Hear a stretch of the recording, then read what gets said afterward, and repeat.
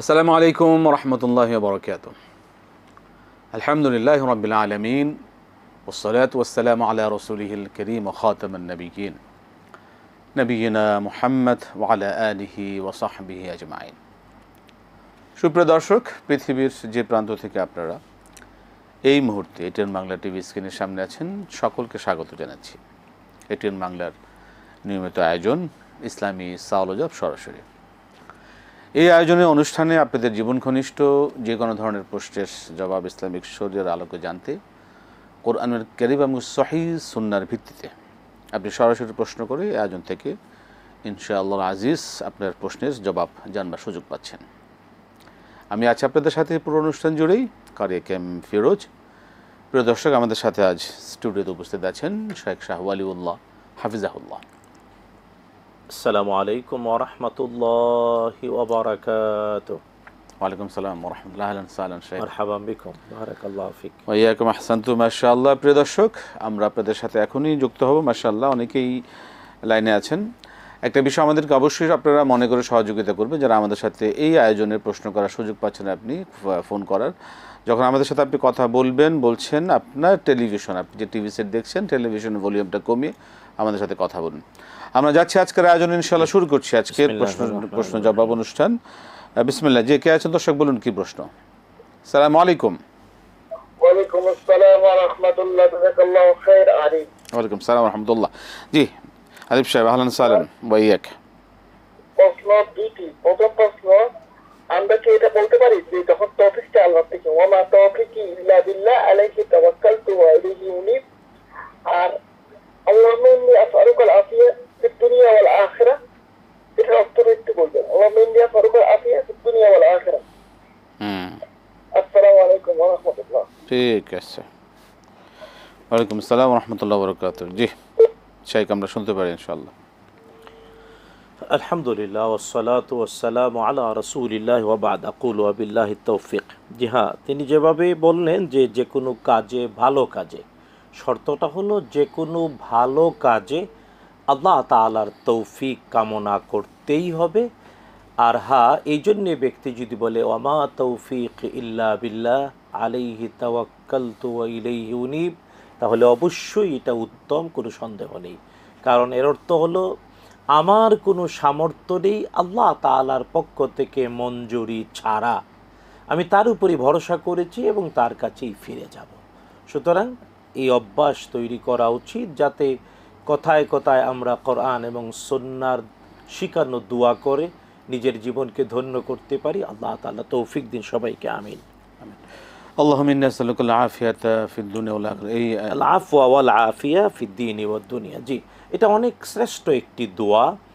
কারণ সবার জানা উচিত, আরবিতে ক্ষমা চাওয়া এবং ক্ষমা করার বোঝানোর জন্য দুইটি শব্দ আছে। একটি হলো গাফারা ইয়াগফিরু, যেমন আদম আলাইহিস সালাম এবং হাওয়া আলাইহিমাস সালাম, আমাদের আদি পিতা আদি মাতা দুজনে শয়তানের প্ররোচনায় প্ররোচিত হয়ে আল্লাহ তাআলার নিষেধ লঙ্ঘন করে নিষিদ্ধ গাছের কাছে গেলেন। পরে তারা বুঝলেন তাদের শরীর থেকে যখন জান্নাতি পোশাক খসে পড়ে গেল, জান্নাতের গাছের পাতা দিয়ে নিজের শরীর লজ্জাস্থান ঢাকতে লাগলেন, তখন অনুশোচনা করে তওবা করার বাক্য আল্লাহর কাছে চাইলেন। বলেন, আল্লাহ, অপরাধ করে ফেলছি, তওবা করতে চাই। ফাতালাক্কা আদামু মির রাব্বিহি কালিমাত, আল্লাহ তাআলার পক্ষ থেকে তখন আদম আলাইহিস সালাম তওবার বাক্য পেলেন। কি বললেন? আল্লাহ তাআলা তুলে ধরেছেন, আমাদের বাবা মা দুজনে বললেন, রব্বানা যালামনা আনফুসানা ওয়া ইন লাম তাগফির লানা ওয়া তারহামনা লানাকুনান্না মিনাল খাসিরিন। হে আমাদের রব, আমরা নিজেদের প্রতি জুলুম করেছি, তুমি আমাদের ক্ষমা করে দাও। যদি ক্ষমা না করো আর রহমতের চাদরে আবৃত না করো, তাহলে অবশ্যই আমরা ক্ষতিগ্রস্ত হয়ে যাব। তো ওখানে যে গাফারা ইয়াগফিরু, এর মানে হলো কৃত অপরাধ ক্ষমা হয়ে যাবে, কিন্তু এটা রেজিস্ট্রি খাতায় লিপিবদ্ধ থেকে যাবে। গাফারা ইয়াগফিরু মানে অপরাধের শাস্তি আল্লাহ দেবেন না, ক্ষমা করে দেবেন, কিন্তু কিতাবে নোট থেকে যাবে। এর নাম গাফারা ইয়াগফিরু। যে কারণে আদম হাওয়া আলাইহিমাস সালামের ওই আল্লাহ ক্ষমা করে দিয়েছেন, তারা পাপ মুক্ত, কারণ প্রত্যেক নবী নিষ্পাপ, এটা আমাদের ঈমান। কিন্তু কিতাবে রেকর্ড রয়ে গিয়েছে।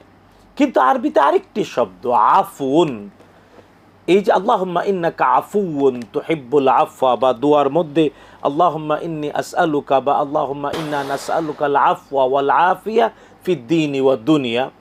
আল আফুন ওয়াল আফিয়া মানে আফুন মানে এমন ক্ষমা যে অপরাধটাও ক্ষমা হবে, শাস্তি তো হবেই না, পুরস্কার দেবেন, এমন কি কিতাবেও আর রেকর্ড থাকবে না, মুছে দেবেন, একেবারে মুছে দেবেন। এবং এই জন্যে আমাদের মায়ের মাধ্যমে আমাদের সবাইকে বিশ্বনবী সাল্লাল্লাহু আলাইহি ওয়াসাল্লাম শিখিয়েছেন, যখন একটা রাত্র 1000 মাসের চেয়ে উত্তম, অর্থাৎ রমাদান করিমের শেষ দশকে লাইলাতুল কদর কোরআন নাজিলের রাত্র যখন কেউ পায়, কি দোয়া করবে? আল্লাহ তাআলার হাবিব বলেছেন একটা দোয়াই করো, আল্লাহুম্মা ইন্নাকা আফুউন তুহিব্বুল আফওয়া ফা'ফু আন্নী, বা আল্লাহুম্মা ইন্নাকা আফুউন কারীম তুহিব্বুল আফওয়া ফা'ফু আন্নী। আহসান্ত, মাশাআল্লাহ। জি, আমরা যাচ্ছি পরবর্তী প্রশ্ন। দর্শক বলুন। আসসালামু আলাইকুম। ওয়ালাইকুম আসসালাম রাহমাতুল্লাহ। আমি আব্দুল জলিল ঢাকা থেকে। জি, আব্দুল জলিল সাহেব বলুন। আমার ভাইয়ের কাছে প্রশ্নকে 3টা প্রশ্ন। আমার প্রথম প্রশ্ন হলো মহরমের রমজান সময় সিয়াম সম্বন্ধে। মহরমের সিয়ামটা আমরা কি 9-10 রাখবো না 10-11 রাখবো? 10-11 রাখি তাহলে বৃহস্পতিবার পাইতেছি, তাহলে বৃহস্পতিবার সিয়ামটা আর মহরমের সিয়ামটা আসার নিয়ত রাখলাম। আর 9-10 রাখা উত্তম না 10-11 রাখাটা উত্তম? এটা আমার প্রথম প্রশ্ন।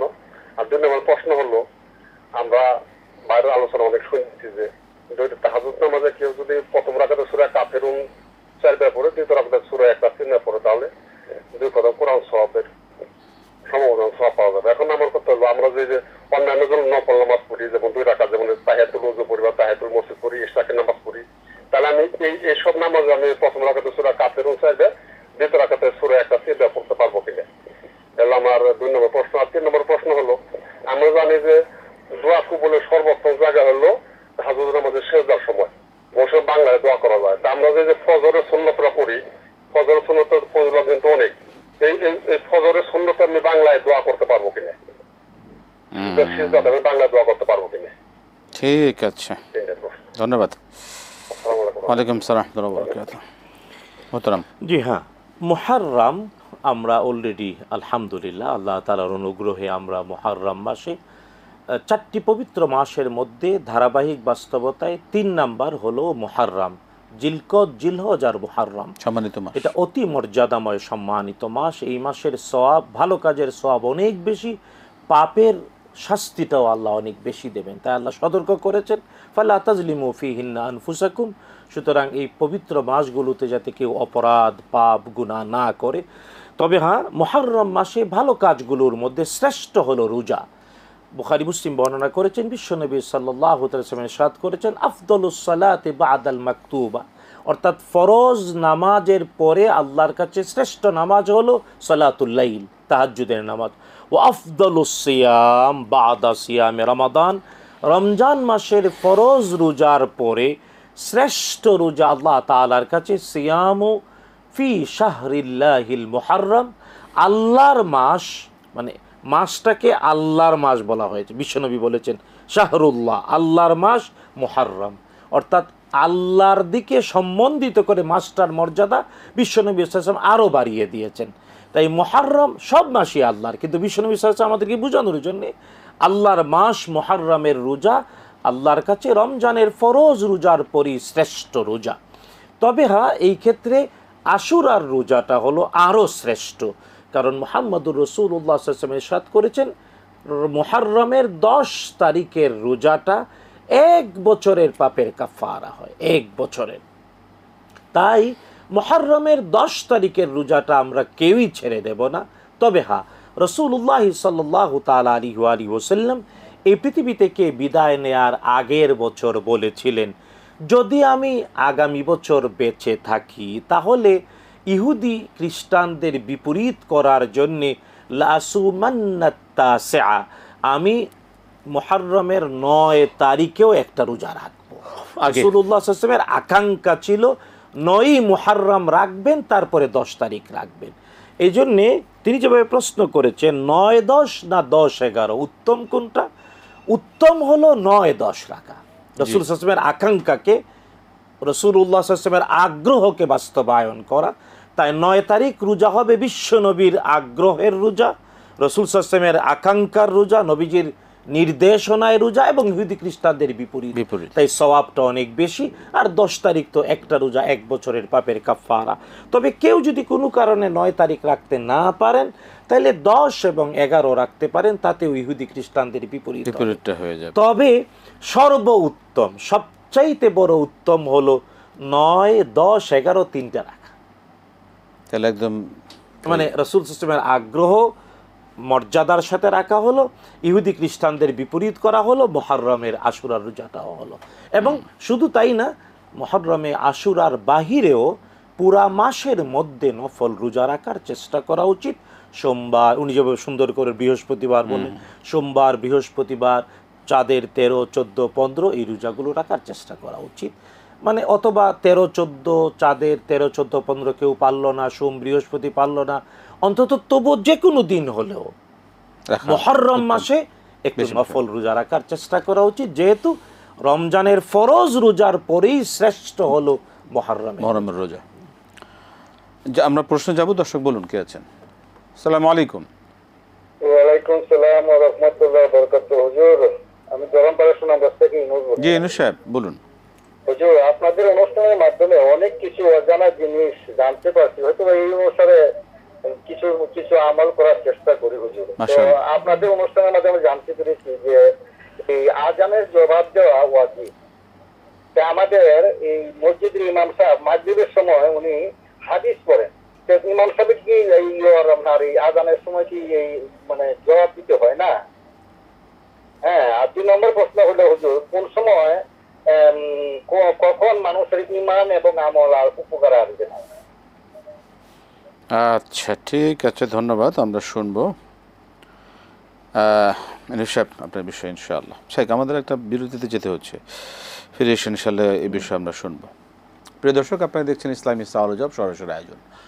সময় হলে একটি ছোট্ট বিরতি নেবার, ফিরছি বিরতির পর আবার ইনশাআল্লাহ আপনাদের সাথে আয়োজনে সরাসরি ইনশাআল্লাহ। আসসালামু আলাইকুম ওয়া রাহমাতুল্লাহি ওয়া বারাকাতুহু। প্রিয় দর্শক, ফিরে এলাম বিরতির পর ইসলামী সাওয়াল-ও-জবাব সরাসরি আয়োজনে। আমরা বিরতির আগে যে প্রশ্নগুলো শুনছিলাম, আরো 2টি প্রশ্ন ছিল এর আগেরও। মোহতারাম, সূরা কাফিরুন, ইখলাস অন্যান্য নামাজে পড়া যাবে কিনা? যে না, এটা আব্দুল জলিল ভাইকে ধন্যবাদ যে তিনি আমাদের বিষয়গুলো আমল করেন, আল্লাহ তৌফিক দিন। তবে হ্যাঁ, মানে এটা কেবল তাহাজ্জুদের ব্যাপারে আমরা বলেছিলাম, যেহেতু তাহাজ্জুদে দীর্ঘ কেরাত পড়াটা সুন্নাহ, তাই দীর্ঘ কেরাত পড়তে গিয়ে যাদের মানে মুখস্থ কম তারা এই বিকল্প পন্থাটা অবলম্বন করতে পারেন, তাহলে সওয়াবও বেশি, কেরাতও দীর্ঘ হলো, রাকাতটা দীর্ঘ হলো। কিন্তু এটা ইচ্ছে করলে তিনি যে কোনো সময়ে নফল নামাজ, সুন্নত নামাজ, মুস্তাহাব নামাজ ইচ্ছে করলেই 2 রাকাত পড়তে গিয়ে প্রথম রাকাতে 4 বার কুল ইয়া আইয়ুহাল কাফিরুন, দ্বিতীয় রাকাতে 3 বার কুল হুয়াল্লাহু আহাদ পড়তেই পারেন, কোনো অসুবিধা নেই। তাহাজ্জুদ সেজদাতে যদি বাংলা দোয়া করা যায়, তাহলে ফজরের যে সুন্নত আছে 2 রাকাত, সেখানে কি বাংলা দোয়া করা যাবে কিনা সেজদায়? ব্যাপারটা হলো জানা উচিত, সুন্নত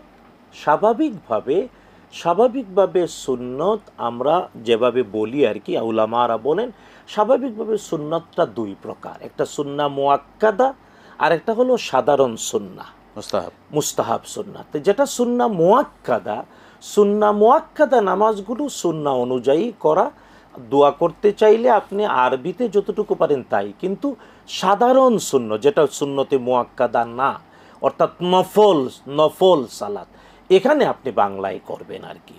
তাই ফজরের 2 রাকাত সুন্নত হলো সুন্নতে মুআক্কাদা। এই সুন্নতে মুআক্কাদাতে বাংলায় না করে আরবিতে করাটাই উত্তম। তবে কিছু কিছু ফুকাহা আইম্মা মুজতাহিদিন বলেছেন, যেহেতু সুন্নাহ মুআক্কাদাটাও সুন্নাহ, ওয়াজিব না, ফরজ না, তাই এখানেও বাংলায় করা যায়। তবে এই ক্ষেত্রে অতি সতর্কতার জন্য, যেহেতু বাংলাদেশে অনেক আইম্মা, অনেক উলামা, অনেক মুজতাহিদিন হয়তো একটু বিরোধিতাও করবেন যে না, সুন্নতে মুআক্কাদায় বাংলায় না করাটাই, তাই আমরা বলি বিতর্ক এড়িয়ে চলেন। আপনি সাধারণ নফল সুন্নতে আপনি বাংলায় সেজদায় হালাল দোয়া করবেন, আর সুন্নতে মুআক্কাদা তো আরবিতে করার চেষ্টা করুন। ইনশাআল্লাহ। তাহলে বিতর্ক মুক্ত থাকলাম। আল্লাহ হেফাজত করুন। আজানের সময় কি হাদিস পড়া যাবে কিনা? না, এটা ইউনুস ভাইকে ধন্যবাদ। জানা উচিত যে আজানের জবাব দুইভাবে দিতে হয়, একটা দেওয়া সুন্নাত, আরেকটা দেওয়া ওয়াজিব। এটা ভালো করে জানতে হবে। একটা হলো আজানের জবাব দুইভাবে দিতে হয়, একটা জবাব দেয়া সুন্নাহ, আরেকটা জবাব দেয়া ওয়াজিব। কোন জবাব দেওয়াটা সুন্নাহ? এটা হলো মুয়াজ্জিন যা বলে তাই মুখে মুখে বলা, এটা হলো সুন্নাহ। অর্থাৎ আজান হচ্ছে বা একামাত হচ্ছে, মুয়াজ্জিন যা বলছেন, যিনি শুনছেন তিনি তা বলবেন। কেবল হাইয়া আলা তাইন, হাইয়া আলা সালাহ, হাইয়া আলাল ফালাহ শুনলে বলতে হবে লা হাওলা ওয়ালা কুওয়াতা ইল্লা বিল্লাহ, অথবা হাইয়া আলাল ফালাহ শুনলে মা শা আল্লাহু কান ওয়া মা লাম ইয়াশা লাম ইয়াকুন। এই বলে জবাব দেওয়াটা হলো সুন্নাহ। কিন্তু ওয়াজিব হলো আজান হয়েছে, জামাতের সাথে নামাজ আদায় করে, এটা হলো ওয়াজিব। সুতরাং ইমাম সাহেব আপনি যে বললেন যে আজান হচ্ছে, উনি হাদিস পড়তেছে, উনি হয়তো ওই সুন্নার আমলটা বাদ দিয়ে হাদিস পড়ছে। তবে উত্তম হলো এই ক্ষেত্রে সকল ফুকাহা আইম্মা মুস্তাহিদিনের অভিমত, আজান যেহেতু নির্দিষ্ট একটা সময়ে শুরু হয় এবং নির্দিষ্ট কয়েক মিনিটের মধ্যে শেষ হয়ে যায়, তাই পারলে আজানের জবাব দেওয়ার সুন্নাটা আমল করা উচিত। যে কারণে আমাদের অতীত আসলাফ, আমাদের আগের, আমরা যাদের অনুকরণ করে করে ইসলাম শিখে এসেছি, তারা সবাই আজান যদি শুরু হতো, কোরআন তেলাওয়াত করছেন, তেলাওয়াত বন্ধ করে দিয়ে আজানের জবাব দিতেন। কারণ আজানের জবাব দেওয়া সুন্নত হলেও এটা একটা প্যাকেজ। বুখারীর হাদিসের বর্ণনায় রাসূলুল্লাহ সাল্লাল্লাহু আলাইহি ওয়াসাল্লাম বলেছেন, মান সামিআন নিদা, যে ব্যক্তি আজান শুনলো এবং বলল মুয়াজ্জিন যা বলে তা কেবল হাইয়া আলা তাইনের মধ্যে লা হাওলা ওয়ালা কুওয়াতা ইল্লা বিল্লাহ অথবা মা শা আল্লাহু কান ওয়া মা লাম ইয়াশা লাম ইয়াকুন, তারপরে মুয়াজ্জিন যখন লা ইলাহা ইল্লাল্লাহ বলে আজান শেষ করলো, তখন একবার দুরূদ শরীফ পড়লো, তারপরে আল্লাহুম্মা রাব্বা হাযিহিদ দাওয়াতিত তাম্মা থেকে শেষ পর্যন্ত আজানের এই দোয়াটা পড়ল। বিশ্বনবী সাল্লাল্লাহু আলাইহি ওয়াসাল্লাম বলেছেন ওয়াজাবাত লাহু শাফাআতি, বিশ্বনবী সাল্লাল্লাহু তাআলা আলাইহি ওয়াসাল্লামের সুপারিশ তার জন্য ওয়াজিব হয়ে যায়। সুতরাং সুন্নত হলেও এটা এত গুরুত্বপূর্ণ একটা আমল এবং মাত্র কয়েক মিনিট, সারাদিন পাওয়া যায় না। তাই অতীতের সকল রব্বানি ওলামারা এই সময়টাতে আজানের সময়ে অন্য যে কোনো সাধারণ আমল করলে এটা বন্ধ রেখে আজানের জবাব দিতেন। তাই আপনার ইমাম সাহেব, তাকেও আমরা অনুরোধ করব, বা আপনিও বলতে পারেন, ইমামদেরকে লোকজন অনুসরণ করে মানুষের উপকার বেশি হয় এমন কাজ নিজেরাও করবেন, মানুষকেও দেখাবেন। তাই আর আজানের ওই মুখে মুখে জবাব দেওয়াটা ওয়াজিব না, ওয়াজিব হলো জামাতের সাথে নামাজ আদায়। ইনশাআল্লাহ। দ্বিতীয় প্রশ্ন, কখন মানুষের আমল আর উপকারে আসবে না? এটা আল্লাহ তাআলা কোরআন আল কারীমে স্পষ্ট করে বলেছেন, যখন পশ্চিম আকাশে সূর্যের উদয় হবে, লা ইয়ানফাউ, মানে আমি হাফেজ নাই যে ইয়াউমা লা ইয়ানফাউ না মালু ওয়ালা বানুন ইল্লা না, এই আয়াত না, বরং হলো যখন পশ্চিম আকাশে সূর্যের উদয় হবে, সেদিন কারো ঈমান উপকারে আসবে, লা ইয়ান মানে ঈমান তার উপকারে আসবে না, এমন কি কোনো কাজও আর কবুল করা হবে না। তাই পশ্চিম আকাশের সূর্যের উদয় হলে আর তার ঈমান, কারো ঈমান তার উপকারে আসবে না, এমন কোনো ভালো কাজও আল্লাহর দরবারে আর উঠবে না। আল্লাহ পাক আমাদের হেফাজত করুন। জি, আমরা প্রশ্ন যাচ্ছি, দর্শক কে আছেন বলুন। আসসালামু আলাইকুম। ওয়ালাইকুম আসসালাম। হুজুর, আমার দুইটা প্রশ্ন। জি। দ্বিতীয় সন্তান না হওয়ার কারণে স্বামী পরনারী আসক্ত, স্ত্রীর করণীয় কি? হুজুর, আমার দ্বিতীয় প্রশ্নটা একটু বড়, মনোযোগ দিয়ে শুনবেন। দ্বিতীয় আপনি কি বললেন? দ্বিতীয় সন্তান না হওয়ার কারণে, না হওয়ার কারণে স্বামী পরনারী আসক্ত, স্বামী অন্যত্র অন্যত্র আসক্ত, স্ত্রীর করণীয় কি? সেই ক্ষেত্রে করণীয় কি আপনার? আচ্ছা, আরেকটা হুজুর, আমার দুটো প্রশ্ন একটু বড়, একটু মনোযোগ দিয়ে শুনবেন। একজন স্বামী তার স্ত্রী মানে বিয়ের পর 1-1.5 বছর পর আর সে সংসারও করে না, স্বামী তার সংসার করবে না, তালাকও দেয় না, স্ত্রীর কাছে আসে না। এখন ওই স্ত্রীর পরিবারের লোকজন স্ত্রীকে নিজেকে তালাক দেওয়া হয়েছে।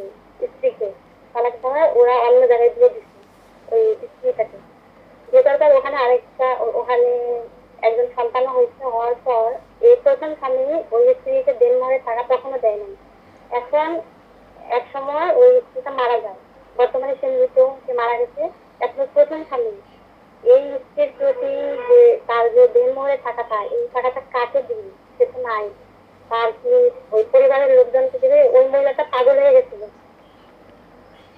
এখন মোহরের টাকাটা কি পরিবারের লোকজনকে দিবে নাকি গরিব দুঃখীকে দান করবে? আর স্ত্রীর প্রতি যে জুলুম হয়েছে ওই প্রথম স্বামী, এই জন্য সেই স্ত্রীর জন্য কি করবে, জুলুমের জন্য কি করবে, আর ওই মোহরের টাকাটা কাকে দেবে? তার ভাইরা আবার মধ্যবিত্ত, যারা ওই স্ত্রীটাকে আর কি লালন পালন মহিলার কোনো সন্তান আছে করছিল, কিনা? ভরণ পোষণ করছিল। ওই ঘরে কোনো সন্তান আছে? প্রথম স্বামী। প্রথম জনের নাই, দ্বিতীয় ওই আরেক জায়গায় যে বিয়ে হয়েছিল ওই ঘরে আছে সন্তান, আর প্রথম জনের কোনো বাচ্চা থাকতো না। যিনি মারা গেছেন? হ্যাঁ, মহিলাটা মারা গেছে, এখন মহিলাটা নাই। আচ্ছা, ঠিক মানে আছে। প্রথম স্বামী তো তার প্রতি জুলুম করছে, জুলুমের জন্য উনি কি করবে? আর জি জি, আমরা প্রশ্ন নিয়েছি। প্রথম জনের সন্তান নেই, তিনি মারা গেছেন, তাকে ডিভোর্স করেছেন, তার কাছ থেকে ডিভোর্স নিয়ে চলে গেছেন। হ্যাঁ হ্যাঁ, জি জি, নিজেকে ডিভোর্স দিয়ে চলে গেছেন, গিয়ে অন্যত্র বিয়ে করেছেন। এরপরে কিন্তু ওনার মোহরার টাকা শোধ করেননি। এখন শোধ করতে চাইলে তিনি কি করতে পারেন, তাই তো? শোধ করতে গেলে কি করতে পারে? কার কাছে দিবে? ভাইদেরকে না গরিব দুঃখীকে? ঠিক আছে, জি জি, মহিলার প্রতি যে জুলুম করছে, জুলুম করছে। সেই আচ্ছা, জন্য কি করবে এই প্রথম স্বামী? জুলুম। মহিলাটা কিন্তু পাগল হয়ে গেছিল। প্রথম স্বামী এখন কি করবেন? উনি মারা গেছে, এখন পাগল অবস্থাতেই মারা গেছে। জি, আমরা শুনবো এই বিষয়ে। জি, শুনুন। ধন্যবাদ মহতারাম। আচ্ছা, মানে দ্বিতীয় সন্তান না হওয়ার কারণে স্বামী, মানে যেভাবে তিনি শব্দটা বললেন পরনারী আসক্ত, শব্দটা অন্তত বিচার্য বিষয়। এই ক্ষেত্রে আমরা বিনীতভাবে অনুরোধ করব যে একজন স্ত্রী থাকা সত্ত্বে পুরুষ আরেকজন নারীর প্রতি আসক্ত হওয়াটা, এটা নেগেটিভ অর্থ বোঝায়। নেগেটিভ অর্থটা মানে বিচার্য বিষয়। ঠিক এইভাবে না বলে, যদি ব্যাপারটা এমন হয় যে দ্বিতীয় সন্তান হচ্ছে না বলে সে আরেকটা বিয়ে করতে চাচ্ছে, এটা বোঝাতে চাচ্ছেন কিনা তিনি। মানে যদি দুইটা বিষয়, একটা হলো আমরা স্বাভাবিকভাবে এটা ধরে নিতে পারি যে একজন স্ত্রীর সন্তান একটা হয়েছে, স্বামী আরও সন্তান চাচ্ছে, কিন্তু কোনো কারণে স্ত্রীর দ্বিতীয় সন্তান হচ্ছে না। এখন পুরুষ অন্য নারী বিবাহ করতে চায় বা এমন একটা কিছু, যদি এটা হয় তাহলে এই ক্ষেত্রে প্রথম ব্যাপার হলো যে আমরা বলবো যে যেহেতু একবার বাচ্চা হয়েছে, এখন দ্বিতীয়বার বাচ্চা হচ্ছে না কেন, ডাক্তার, গাইনি ডাক্তার এবং অনেক আলহামদুলিল্লাহ সুস্থ চিকিৎসা পদ্ধতি বাংলাদেশে আছে বিভিন্ন ধরনের। যদি ডাক্তাররা বলে কোনোভাবেই আর দ্বিতীয় সন্তান হবে না, একটা সন্তান হয়েছে, এই জন্য পুরুষকে ধৈর্য ধরা, স্ত্রী হিসেবেও স্বামীকে এই ব্যাপারগুলো বোঝানো, পরিবার সবাই মিলে যদি তাকে আলহামদুলিল্লাহ এতে স্থিত করাতে পারে ভালো। আর যদি বলে না যে আমার সন্তান লাগবে, আর এই ক্ষেত্রে পরিবারের সর্বসম্মতিক্রমে মুরব্বীদের সামর্থ্য এবং মুরব্বীদের পরামর্শের ভিত্তিতে দ্বিতীয় বিবাহ করতে চায়, তাহলে শরীয়ত যা নিষেধ করে নাই তা নিয়ে একজন নারীকে প্রতিবন্ধকতা সৃষ্টি করা উচিত না। এটা হলো একটা। কিন্তু আরেকটা ব্যাপার হলো যে স্ত্রী আছে, একটা সন্তানও আছে, দ্বিতীয় সন্তান হচ্ছে না বলে পরনারী আসক্ত, এটা মিলে না, এটা কথাটা মিলে না। কিন্তু হ্যাঁ, এই ক্ষেত্রে একজন নারী বিবাহিত অবস্থায় তার স্বামী কেন আরেকজন নারীর প্রতি আসক্ত হবে? নারীরও দায় রয়েছে। একজন নারীকে উচিত তার স্বামীর প্রতি ভালোবাসা, নিজেকে উজাড় করা, এবং একজন নারী পারে না এমন কিছুই না। কিন্তু দুর্ভাগ্য, অনেক নারী ব্যাপারগুলো গুরুত্ব দেন না বলে পুরুষ নিজের ঘরে স্ত্রী থাকতেও হয়তো অন্যদিকে চিন্তা করে। এটার জন্যে ওই ঘরের স্ত্রীকেও একটু দায় নিতে হবে, কারণ কোরআন এবং সুন্নাহ বলে স্ত্রী সেজে গুজে নিজেকে আকর্ষণীয় করে উপস্থাপন করবে স্বামীর সামনে। কিন্তু দুর্ভাগ্য, আমরা দেখতে পাই আমাদের বিভিন্ন সোর্সরা যেভাবে বলেন যে অনেক নারীরা আছে ঘরের মধ্যে খুব আটপৌরে কাজের লোকের মতো, মানে মানে একেবারে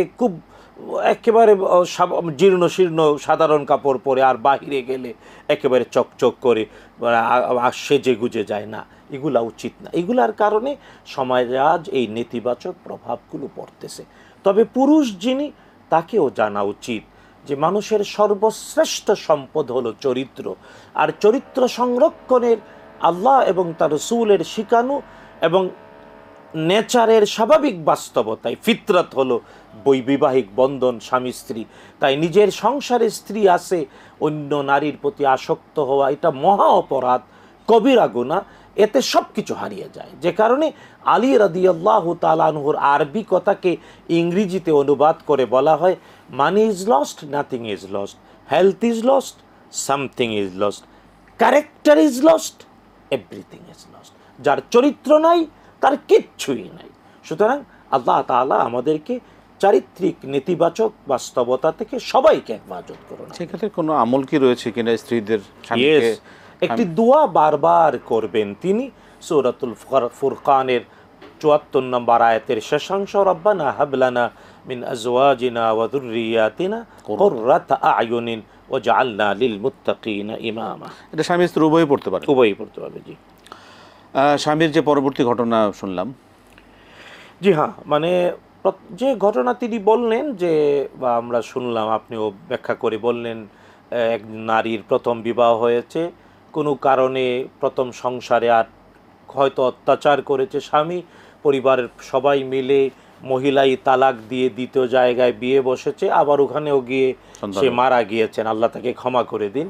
তো প্রথম স্বামীর যে মোহরানার টাকাটা মৃত নারীর উত্তরাধিকারী যে আছে, মিরাজ যে পায়, সাকসেসর যিনি, এটা মানে ইংরেজিতে বললে সাকসেশন সার্টিফিকেট অনুযায়ী সাকসেসর যারা, অর্থাৎ উত্তরাধিকার আইনে, এবং এটা আল্লাহর মেহেরবানি আলহামদুলিল্লাহ, শরীয়ত অনুযায়ী যারা উত্তরাধিকার, বাংলাদেশের সরকারি আইনেও এটা। যে কারণে আমরা আলেমরা যেভাবে বলবো, আদালতে দেওয়ানি মামলায় এক্সপার্ট একজন অ্যাডভোকেট ওইভাবে বলবেন যে তার উত্তরাধিকার কারা কারা। তো ওই নারীর মোহরটা এখন পাবেন তার যারা উত্তরাধিকার তারা। সন্তান যদি পুত্র সন্তান থাকে তাহলে সেই পাবে, আর যদি কন্যা সন্তান হয় তাহলে সে অর্ধেক পাবে, আর বাকি অর্ধেক পাবে ওই মৃত নারীর ভাই বোন অথবা ভাই বোনের ছেলেমেয়েরা। জি, আহসান, মাশাআল্লাহ। আমরা যাব পরবর্তী প্রশ্নের কাছে। যে কে আছেন দর্শক বলবেন। আমরা প্রশ্ন নিচ্ছি। জি, কে আছেন দর্শক? জি, আমরা প্রশ্ন নেব। আসসালামু আলাইকুম। ওয়ালাইকুম সালাম ওয়া রাহমাতুল্লাহ। জি, বলবেন কি প্রশ্ন? হ্যালো। জি, বলুন। আমরা সবাই জানি আমরা যারা বেস্টে যাব, যারা আমরা আলাদা করে যেতে পারবো, হ্যাঁ, তাদের বয়স একটা নির্দিষ্ট একটা বয়স থাকে। তো আমাদের পিতামাতার বয়সটা কেমন হবে ওইখানে বেস্টের মধ্যে? আচ্ছা আচ্ছা, এই প্রশ্নটা আর কি। আচ্ছা আচ্ছা, পিতামাতার বয়স কত হবে? ঠিক আছে, ধন্যবাদ। আচ্ছা, ধন্যবাদ মোহতারাম। আচ্ছা, এর আগে আরেকটা প্রশ্ন রয়ে গেছিল যে ওই মানে প্রথম স্বামী যিনি জুলুম করেছেন আর মজলুম হয়ে এমনকি অপ্রকৃতস্থ বাস্তবতায় মারা গেছেন দ্বিতীয় স্বামীর ঘরে গিয়ে নারী, ওই প্রথম স্বামী তার জুলুমের জন্য কি করবে? এটা একটা খুবই গুরুত্বপূর্ণ প্রশ্ন। প্রথম হলো, ওই স্বামী মরে যাওয়া তার প্রথম স্ত্রী বা মরে যাওয়া স্ত্রী অন্য সংসারে বিয়ে হওয়ার পরও মরে গেছেন, কিন্তু ওই স্ত্রীর প্রতি জুলুম করেছে, ওই পাষণ্ড স্বামীর উচিত ওই মরে যাওয়া নারীর বাবা মা ভাই বোন অথবা উত্তরাধিকার যারা, আমি আবারও বলছি, মরে যাওয়া নারীর উত্তরাধিকারী যারা পৃথিবীতে বেঁচে আছে, বাবা মা ভাই বোন ছেলে মেয়ে, তাদের কাছে ক্ষমা চাওয়া। কারণ ওই নারীর কাছে তো আর ক্ষমা চাইতে পারবে না। তাই যারা উত্তরাধিকারী, কারণ আল্লাহ কোরআনুল কারীম এটা বলে দিয়েছেন, যারা মজলুম অবস্থায় পৃথিবী থেকে মৃত্যুবরণ করে তাদের উত্তরাধিকারীদেরকে আল্লাহ তার এই ক্ষমতা দিয়েছেন, অধিকার দিয়েছেন। তার পরিত্যক্ত সম্পত্তি যারা পাবে, তারা যদি ওই মৃত ব্যক্তির পক্ষ থেকে ক্ষমা করে দেয়, তাহলে আল্লাহ ক্ষমা করে দেবেন। এটি কিন্তু ব্যাপারটা আবারও ভালো করে বুঝতে হবে, কারণ একজন নারীকে অত্যাচার করেছে, সে মারা গেছে, এখন শুধু মসজিদে বসে বসে আস্তাগফিরুল্লাহ তৌবা করলাম, ক্ষমা চাইলাম, ক্ষমা হবে না। শরীয়ত এই ব্যাপারটা স্পষ্ট করেছে, আল্লাহ এবং তার রাসূল ক্লিয়ার করে বলেছেন, দৃষ্টান্ত হওয়ার জন্যে, যাতে করে পাষণ্ড পুরুষটা সামাজিকভাবে নিজের পাপের জন্য হেয় হয় এবং তার জীবিত উত্তরাধিকারীদের কাছে দুয়ারে দুয়ারে গিয়ে ক্ষমা চায়, বলে আমি তোমাদের মেয়েকে কষ্ট দিয়েছি, আমি তোমার বোনকে কষ্ট দিয়েছি, আমি তোমার মাকে কষ্ট দিয়েছি, বা আমি অমুক মেয়েকে কষ্ট, আমি এই জন্য লজ্জিত, তোমাদের কাছে হাত পা ধরে ক্ষমা চাই। এটা হলো অবশ্যই করতে হবে, নাইলে হবে না ক্ষমা। সুতরাং প্রথম হলো অবশ্যই এই মজলুম নির্যাতিতা মৃত নারীর উত্তরাধিকারীর কাছে ক্ষমা চাইবে। দ্বিতীয়ত কিছু দান সদকা করবে ওই নারীর পক্ষে, অবশ্যই এই মৃত নারীর পক্ষে কিছু দান সদকা করবে। 3 নাম্বার আল্লাহর কাছে ক্ষমা চাইবে। আমরাও দোয়া করি আল্লাহ ক্ষমা করুক। খুবই মর্মান্তিক। জি, বেহেশতে তো আমাদের যারা আমাদের একটা বয়সে নির্দিষ্ট আছে, কিন্তু যারা বয়স হয়ে যাবে, পিতামাতা, দাদা দাদি, এদের বয়সের কি অবস্থা হবে? মুহাম্মদুর রাসূলুল্লাহ সাল্লাল্লাহু তাআলা আলাইহি ওয়াসাল্লাম জানিয়ে দিয়েছেন, জান্নাতে আমরা আমাদের পিতামাতা, দাদা দাদি, ভাই বোন সবাই মিলেই যাব ইনশাআল্লাহ। আল্লাহ কবুল করুন, আমিন। কারণ আল্লাহ তাআলা স্পষ্ট করে বলেছেন যে যারা ওয়াল্লাযীনা আমানু ওয়াত্তাবাআতহুম যুররিয়াতুহুম বিঈমানিন আলহাকনা বিহিম যুররিয়াতাহুম, যারা ঈমান এনেছে, ভালো কাজ করেছে, তাদেরকে তাদের উত্তরাধিকার এবং পূর্বপুরুষ সবার সাথে আমি আল্লাহ মিলিয়ে দেব, শর্ত যদি তারাও ঈমানদার হয়। তো জান্নাতে গেলে ওখানে বাবা মা, দাদা দাদি, আসলে স্বাভাবিকভাবে দুনিয়ার সাথে জান্নাতের পার্থক্য আছে। উনি হয়তো প্রশ্নটা এইভাবে যে দুনিয়া যেহেতু বাবা একটু বয়সে বড় হয় স্বাভাবিকভাবেই, এটাই বাস্তবতা, যিনি বাবা তিনি বড়, যিনি সন্তান দাদা দাদি। তো আসলে ওই জান্নাত আর দুনিয়ার একটা পার্থক্য হলো, দুনিয়ার জীবনে আল্লাহ সুবহানাহু ওয়া তাআলা আমাদের জন্মের জন্যে এই ধারাবাহিক বাস্তবতায় বংশীয় নসল ওয়ান নাসাল কোরআনে কারিমে আসছে। তো এই যে বংশের ধারাবাহিকতায় দাদা, বাবা, আমি, এই ধারাবাহিকতা সিরিয়াল আছে, কিন্তু জান্নাতে তো ওই দুনিয়ার সিরিয়ালটাই যাবে। এই জন্যে দাদা যিনি, তারও জান্নাতের নিয়ামত ভোগ করার অধিকার আছে, বাবা যিনি, তারও জান্নাতের নিয়ামত ভোগ করার অধিকার আছে, আমি যিনি যুবক, আমারও অধিকার আছে। তাই জান্নাত যেহেতু আল্লাহ তাআলার পুরস্কার, উপভোগের জায়গা, দুনিয়া হলো ত্যাগের জায়গা, আর জান্নাত হলো আল্লাহর নিয়ামত ভোগের জায়গা। তাই আমি পুত্র হিসাবে, আমি পুত্র হিসাবে আমাদের বাবা দাদাকে আল্লাহ মাহরুম করবেন না, তাদেরকে ওই যৌবনের বয়সটাই আল্লাহ তাআলা দেবেন। সম্বন্ধ স্বাভাবিক থাকবে, কিন্তু বয়স সবার একই হবে, উচ্চতাও একই হবে, যাতে করে কেউ খাটো, কেউ উঁচু, কেউ নিচু এমন বাস্তবতা না থাকে। তাই জান্নাত সবার জন্য আল্লাহ তাআলার নিয়ামত উপভোগের জায়গা। তাই জান্নাতে সবারই বয়স, সবারই উচ্চতা, সবারই দৈহিক গড়ন একই রকম হবে। আল্লাহু আ'লাম বিসসাওয়াব। জান্নাতে মানে মূল কথা যেটা, যে সকলের মানে স্ট্যাটাস, যে বয়সের যে বিষয়টা, এই বিষয়টা সকলেরই সমানে হবে, এটা রাসূলুল্লাহ স্পষ্ট করে গেছে। কারণ মূল ব্যাপারটা হলো জান্নাত আল্লাহর নিয়ামত উপভোগের জায়গা, আর দুনিয়াটা হলো ত্যাগের জায়গা। দুনিয়ায় শরীয়তের অনুকূলে থেকে ত্যাগ করে, যে জান্নাতে কোনো ত্যাগ নাই, জান্নাতে শুধুমাত্র পাওয়ার শুধু। এবং এমন দুনিয়াতে আমরা কেবল টাকার গায়ে লেখা তাকে চাহিবা মাত্র দিতে বাধ্য থাকিবে, আর জান্নাতে এটাই সব জায়গায় থাকবে, চাইবা মাত্র সব পাইবে। মনে চাইলো আমরা কেবল রিমোট চাপ দিলে এখন অনেক কিছু হয়, জান্নাতে মনটাই হলো রিমোট, মনে যা চাইবে সাথে সাথে তাও। সুবহানাল্লাহ, সুবহানাল্লাহ। আল্লাহ পাক আমাদের কবুল করুন। শাইখ, আপনাকে অসংখ্য ধন্যবাদ। জাযাকাল্লাহ খায়র, বারাকাল্লাহ ফিক। আমরা শেষ পর্যায়ে চলে এসেছি। প্রিয় দর্শক, আমাদের হাতে আর সময় হচ্ছে না। আলহামদুলিল্লাহ অনেক মূল্যবান কথা শুনলাম কোরআন সুন্নাহর আলোকে। এভাবে আপনারা জানবার চেষ্টা করবেন, যত বেশি জানতে পারবো ততই আমাদের জন্য মানা সহজ হবে। আল্লাহ পাক আমাদের সকলকে সহিহ সুন্নাহ মতন জানার, মানার তৌফিক দান করুন। আজকে শেষ করছি, বিদায় নিচ্ছি। আসসালামু আলাইকুম ওয়া রাহমাতুল্লাহি ওয়া বারাকাতুহু।